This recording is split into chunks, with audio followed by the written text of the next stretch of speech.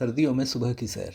हम अक्सर सोचते हैं ये तो हर किसी के लिए हेल्दी होती है, लेकिन एक सिंपल सा सवाल है, क्या ये मॉर्निंग वॉक सच में आपके लिए सुरक्षित है? क्योंकि ठंड के मौसम में और सुबह के वक्त शरीर का रिएक्शन बिल्कुल अलग होता है।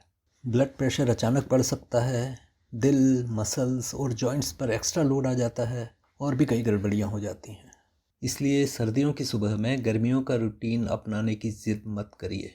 चलिए अब साइंस की नज़र से देखते हैं कि सर्दियों में कब और कैसे सैर से सेहत को लाभ होता है और हम कौन सी ऐसी गलतियां करते हैं जो अगर हम न करें तो हम ठंड से होने वाले नुकसान से बचे रह सकते हैं। पहली और सबसे बड़ी गलती है सूरज निकलने से पहले सैर करना। साइंस क्या कहता है? जब हम ठंडी हवा के संपर्क में आते हैं तो हाथ पैर की खून की नलियां सिकुड़ जाती हैं।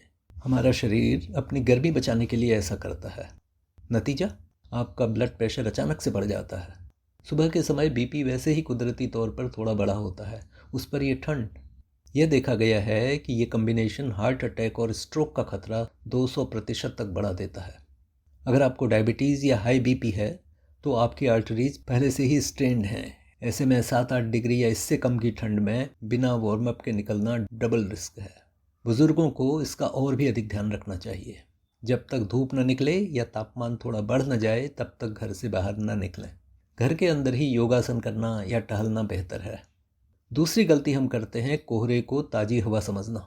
सर्दियों में फिजिक्स का एक नियम काम करता है जो धुएं और प्रदूषण फैलाने वाले महीन कणों को ऊपर उड़ने नहीं देता, जबकि गर्मियों में यही नियम इनको ऊपर उड़ा देता है।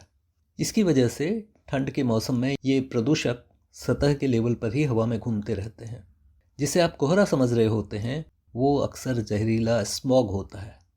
जब आप तेज चलते हैं तो आप गहरी सांस लेते हैं और ये जहर सीधे आपके फेफड़ों की गहराई तक जाता है। स्मॉग में बाहर निकलकर डीप ब्रीदिंग बिल्कुल न करें। अगर AQI 300 से ऊपर है तो घर के अंदर ही रहें। बाहर सैर करना आपकी उम्र 5 साल तक कम कर सकता है। तीसरी गलती कपड़ों को लेकर हम करते हैं। केवल एक लेयर में मोटे कपड़े पहनना और अगर तेज चलने या एक्सरसाइज करने से पसीना आए तो उसे बदन में ही सूखने देना। एक ही परत वाला मोटा स्वेटर ठंड को कपड़े की बहुत परतों की तुलना में कम रोक पाता है। ये बात सही है कि कुछ तरह के जैकेट अकेले में ही बहुत ठंड को भी रोक देते हैं। कई लेयर्स में कपड़े पहनने का एक और लाभ होता है, वो ये कि जब आप कपड़े उतारते हैं तो तुरंत ठंड नहीं लगती। अगर आप ठंड में तेज चलते हैं या मेहनत वाली एक्सरसाइज करते हैं तो पसीना आ जाता है। अगर सबसे अंदर आपने एक कॉटन का कपड़ा पहना हो तो वो उस पसीने को सोख लेता है। ठंड के मौसम में जब ये बदन को लगता है तो शरीर का तापमान अचानक गिरने का डर रहता है। इससे वो बीमारियां पकड़ने का खतरा हो जाता है जिन्हें हम आमतौर पर ठंड लगना कहते हैं। परतों में कपड़े पहने तो बेहतर।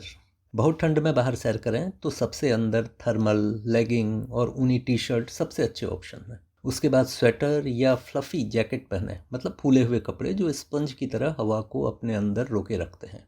सबसे बाहर हवा रोकने वाला कपड़ा पहने, जैसे कि विंड प्रूफ जैकेट।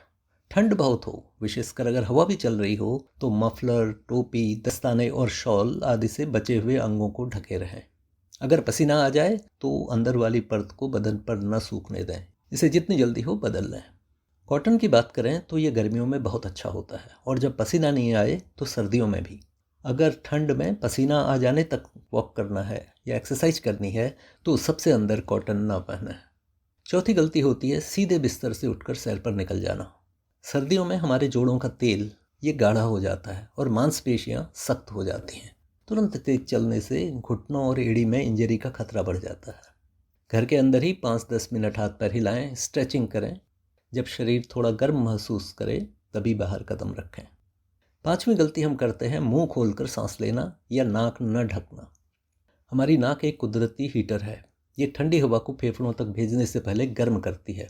अगर आप सीधे मुंह से ठंडी हवा लेते हैं तो यह फेफड़ों की नलियों में सिकुड़न पैदा कर सकती है, जिससे दमा या अचानक खांसी का दौरा पड़ सकता है।